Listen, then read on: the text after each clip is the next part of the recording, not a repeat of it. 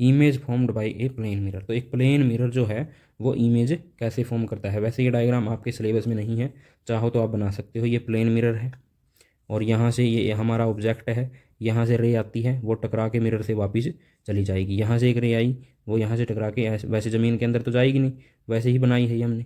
तो ये जो दोनों रे हैं वो हम पीछे मिलाएंगे तो यहाँ पे इमेज बनती है।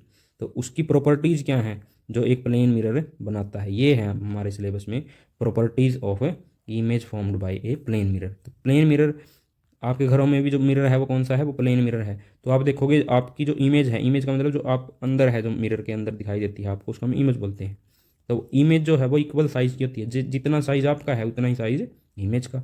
Image is formed as far behind the mirror as object in front of the mirror. तो जितनी, देखो जितना दूर ऑब्जेक्ट है उतनी ही दूर इमेज है।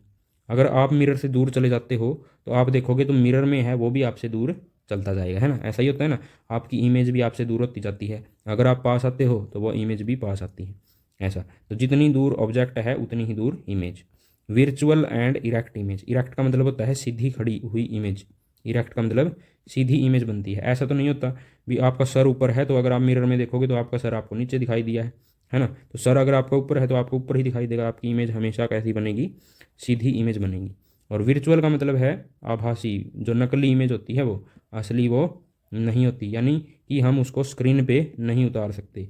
अगर जिस इमेज को हम स्क्रीन पे उतार सकते हैं उसको हम बोलते हैं रियल इमेज, और जिसको हम स्क्रीन पे नहीं उतार सकते उसको हम बोलते हैं वर्चुअल इमेज। जैसे आपने प्रोजेक्टर, अगर आपने देखा है तो जो प्रोजेक्टर इमेज बनाता है वो होती है रियल इमेज, जिसको आप बोर्ड वगैरह पे आराम से देख सकते हैं।